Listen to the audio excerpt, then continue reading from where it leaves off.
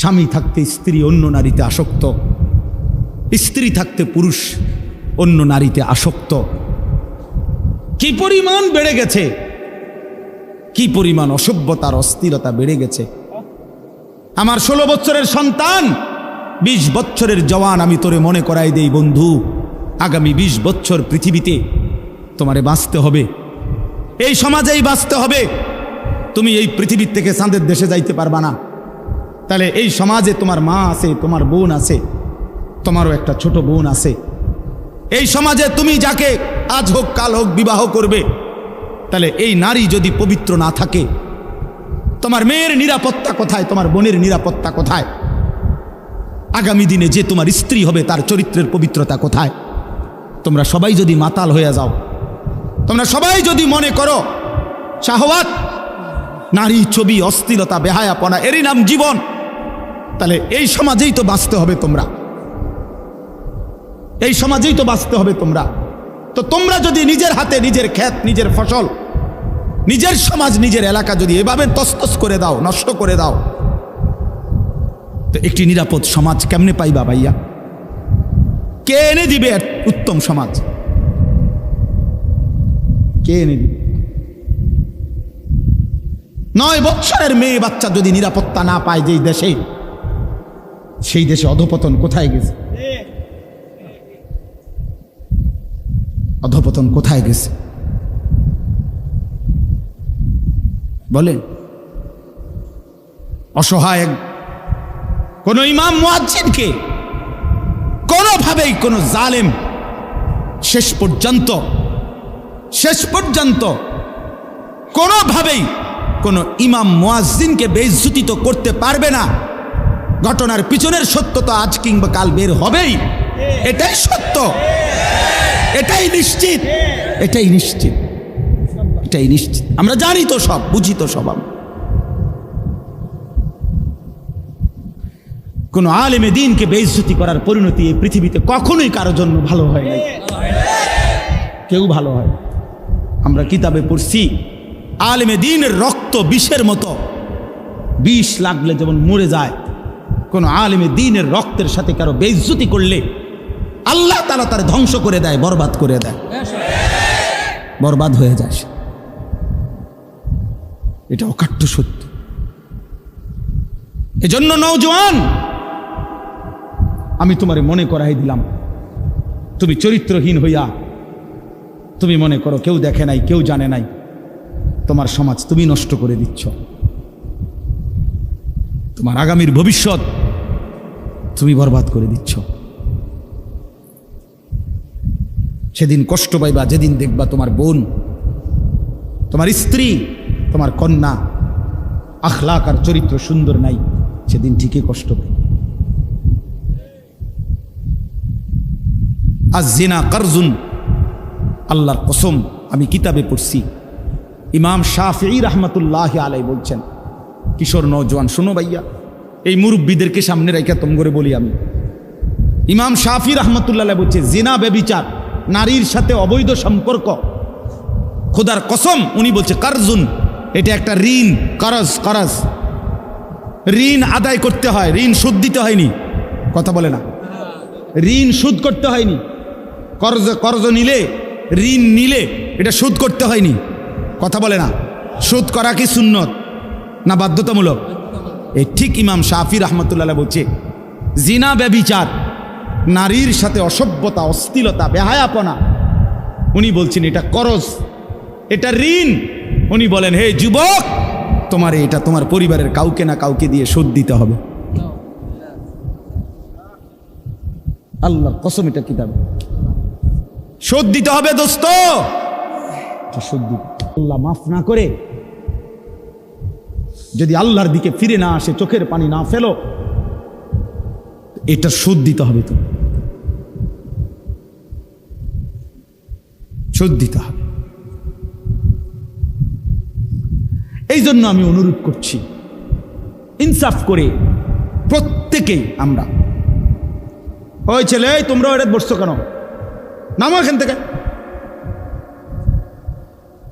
হয়তো ব্যাটকায় back call কোথা, নামো বেটা, এই বাচ্চা নামো না কেন এখান থেকে? এই অটো বাইকার অটো এটা সরান এখান থেকে। শিখান, নগদ শিখান, এটা আপনাদের সন্তান, এখন শিখাবেন আখলাক। বাচ্চা মানুষকে আপনারা সবাই মনে করছেন যে হুজুর ফুলাফাইন মানুষ, আস্তে আস্তে ঠিক হয়ে যাবে।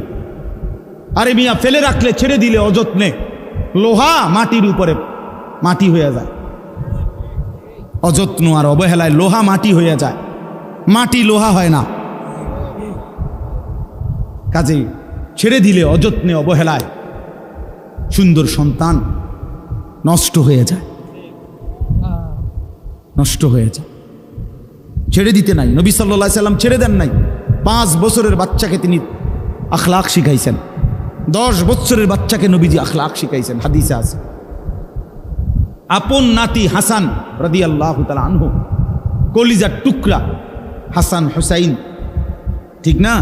নবীজি সাল্লাল্লাহু আলাইহি সাল্লামের প্রিয় নাতি। নবীজি বলতেন, হুমা রাইহানাতাই ফিদ দুনিয়া, হাসান হুসাইন আমার দুনিয়ার 2টা ফুল। রাইহানাত মানে মানুষ যেমন ফুল থেকে ঘ্রাণ নেয়, আমি রসুল আমার এই 2 নাতি থেকে আমার ঘ্রাণ নেই।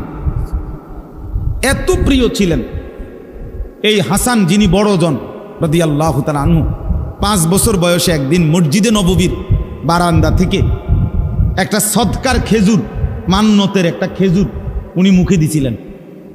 হাদিসে আছে নবী সাল্লাল্লাহু আলাইহি সাল্লাম সাথে সাথে ওনাকে দেখে নাতিকে ডাক দিয়ে বলছে, কাহ কাহ, মানে ওয়াক ওয়াক, ফেলো ফেলো, এটা ফেলো ফেলো। তো মুখ থেকে এটা ফেলাই দিছে, আর কাছে টেনে বলছে, আমা তাআলাম ইন্না লা নাকুলু সাদাকা, নাতি তুমি জানো না আমরা নবী বংশ, আমাদের জন্য সাদকা মান্নত খাওয়া নিষেধ, অনুমতি নাই। আখলাক শিখাই দিছে। অথচ একটা খেজুর ইচ্ছা করলে আরো 10টা খেজুর নবীজি ঘরের থেকে আইনা দিতে পারতেন। বুঝেন নাই কথাটা? তো দেওয়া তো যাইতো খেজুরটা, এখানে রাইখা দিতে পারতো, ফলাইন মানুষ খাইছে, ঠিক আছে, আমার ঘরের থেকে আরো 10টা আইনা দেই, কিন্তু আখলাক তো শিখতো না সে। আজকে যদি না শিখাইতেন, সে কি আর জীবনে এটা শিখতো? এই জন্য নবীজি সাল্লাল্লাহু আলাইহি সাল্লাম যাকে খুব আদর করতেন, তাকে তিনি প্রয়োজনের মুহূর্তে ঠিকই কি শিখাইছেন? আখলাক শিখাইছেন। 10 বছরের সাহাবী আমর ইবনে সালামা রাদিয়াল্লাহু তাআলা আনহু, 10 বছরের একজন সাহাবী, 10 বছর বয়স্ক, নবীজির সাথে একদিন খাইতে বসছে, একসাথে একই দস্তরখানে। তো ওই ছোট মানুষ, উনি বারবার হাত নাড়ানাড়ি করতেছিলেন, একবার এন্দিয়া লয়, একবার এন্দিয়া লয়। আল্লাহ নবী সাল্লাল্লাহু আলাইহি ওয়াসাল্লাম তখন, হাদিসের মধ্যে আছে, মুসলিম শরীফের হাদিস, নবীজি ওনাকে বললেন, ইয়া গুলাম, হে প্রিয় বৎস, সাম্মিল্লাহ, বিসমিল্লাহ বলো, কুল বিয়ামিনিকা, ডান হাতে খাও, কুল মিম্মা ইয়ালিকা, তোমার সামনের থেকে খাও। এই 3টা বিষয় নগদ আখলাক শিখাইছে। বিসমিল্লাহ বলো, ডান হাতে খাও, সামনের থেকে খাও, এরকম হাত নাড়ানাড়ি করো। আপনি বাবা কোনোদিন জিজ্ঞাসা করলেন না আপনার 14 বছরের ছেলেটারে যে, বাপ তুমি এটা কার মতো চুল রাখছো? তুমি কিসের বাপ? তুমি কিসের অভিভাবক? আপনার সামনে ছেলেটা কোন বেঈমানের মতো চুল রাখছে তারে জিগাইলেন না যে, যার মতো চুল সাজলি ওই তোর আব্বানি, ওই তোর বাপনি, জিগাইলেন না? সে তোর প্রিয় হইল কেমনে? আর্জেন্টিনার খেলোয়াড় তোর প্রিয় হলো কেমনে বেঈমান? এই মুসলমানের বাচ্চা বল বেটা, এখন দাঁড়ায় বল বেটা, কোন কাফের বেঈমান, কোন খ্রিস্টানের বাচ্চা, কোন ইহুদি, তুই মুসলমানের ঘরে জন্ম নিয়া তোর রক্তে মুসলমান মার রক্ত, তুই কেমনে ওই বেঈমানের মতো সাজলি? এই বেহায়া বল, বেহায়া তোদের যাদের চুল এরকম, বল বেটা এখন দাঁড়া, ওই বেঈমান তোর পছন্দ হইল কেন?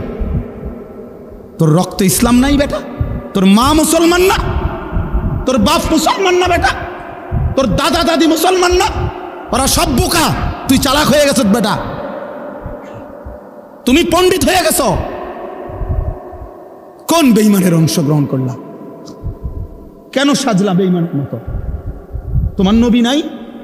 তোমার রসুল নাই, তোমার আল্লাহ নাই, তোমার নবী সাল্লাল্লাহু আলাইহি সাল্লাম চুল রাখে নাই? কথা বলে না কেন? আল্লাহর নবীর চুল ছিল কিনা? নবীজির চুল মোবারক ছিল কিনা? তিনি চুল রাখতেন কিনা? তো তিনি কেমনে সাজলেন? এটা আমার পছন্দ হয় না কেন? নবীর সাহাবী ১.৫ লাখের চাইতে বেশি সাহাবী, লক্ষের চাইতে, ওনাদের চুল ছিল না মাথায়? তো ওনাদের চুল কেমন ছিল তার কোনো বর্ণনা নাই কিতাবে? তো তুমি দেখো না এটা? তোমার ধর্মকে তুমি এত বড় বেইজ্জতি করলা কেন? তোমার রসুলকে তুমি এত বড় বেইজ্জতি করলা কেন? তুমি যদি নবী সাল্লাল্লাহু আলাইহি সাল্লামের কাছে আমলনামা দিয়া বলো যে ইয়া রাসূলুল্লাহ, এই যে আমি আনিসুর রহমান, আমার সুপারিশটা আপনি করেন হাসরের ময়দানে, এই যে আমার আমলনামা। আল্লাহ নবী সাল্লাল্লাহু আলাইহি ওয়াসাল্লাম যদি আমলনামা উল্টাইয়া দেখবে আর বলবে, হায় আনিসুর রহমান, 6 মাস 1 বছর কোনো দিন ফজরের নামাজ পড়ল না।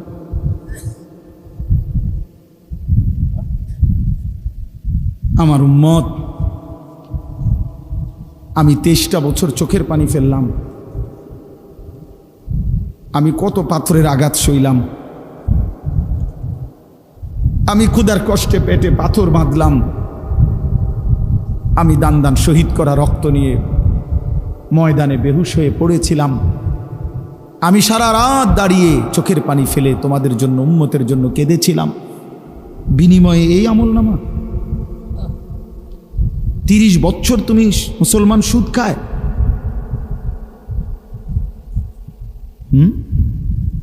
30 বছর, 40 বছর সুদ খায়। আপনার ঘরে 30 বছর টেলিভিশন চলে, নারী, নাচ, গান, এগুলো নবীজি দেখবে না? কথা বলেন না কেন? নবী এগুলো দেখবে না? তো কিছু বলবে না? না বলবে মাশাআল্লাহ, দারুণ আমলনামা নিয়ে আসছে, আসো তোমার জান্নাত বুঝাই দেই। না, সুপারিশ মানে এই নাকি? কোনো নিয়ম কানুন নাই। নবীজি সুপারিশ করবে, কথার মানে কি? মানে নবীজি বলছে, উম্মত তোমার যা মন চাই তা গুনাহ করে মৃত্যু পর্যন্ত এই অবস্থায় তুমি আইসো কবরে, হাসরে, আমি শুধু সুপারিশ করে জান্নাত দিয়ে দেব, এই তো না? আমার বাপ, ইনসাফ করে। ছেলেরা তোমরাও ইনসাফ করো। প্রিয় ভাই আমার, ভাবতে শিখো। কেমনে দেখাইবা? রাসূলুল্লাহ সাল্লাল্লাহু আলাইহি সাল্লাম কাঁদবেন, চোখের পানি ফেলবেন, বলবেন, উম্মত আমি শ্রেষ্ঠ নবী, তুমি আমার শ্রেষ্ঠ উম্মত, শ্রেষ্ঠ উম্মত হইয়া তুমি আমারে এই হাসরের ময়দানে কেমনে পারলা এত বড় বেইজ্জতি করতে?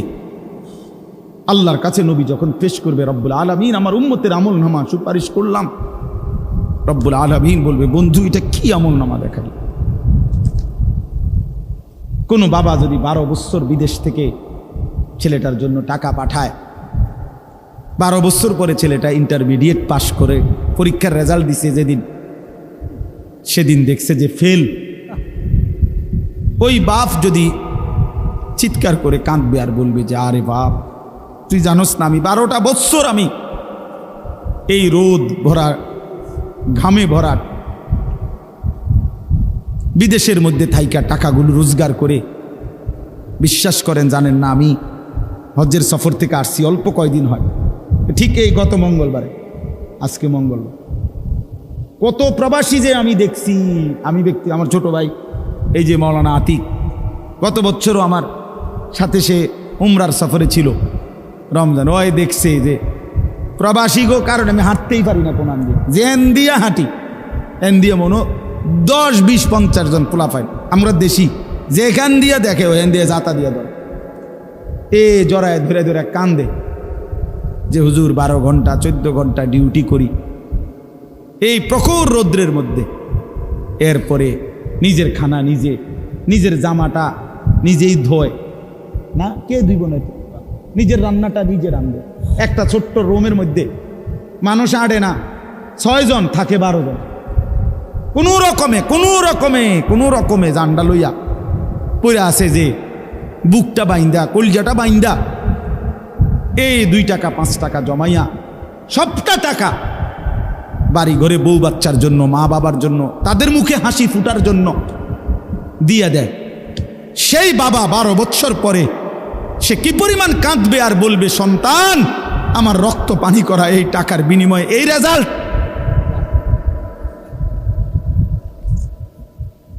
এই রেজাল্ট। বাপ তুই আমার এত বড় বেইজ্জতি কেমনি করলি?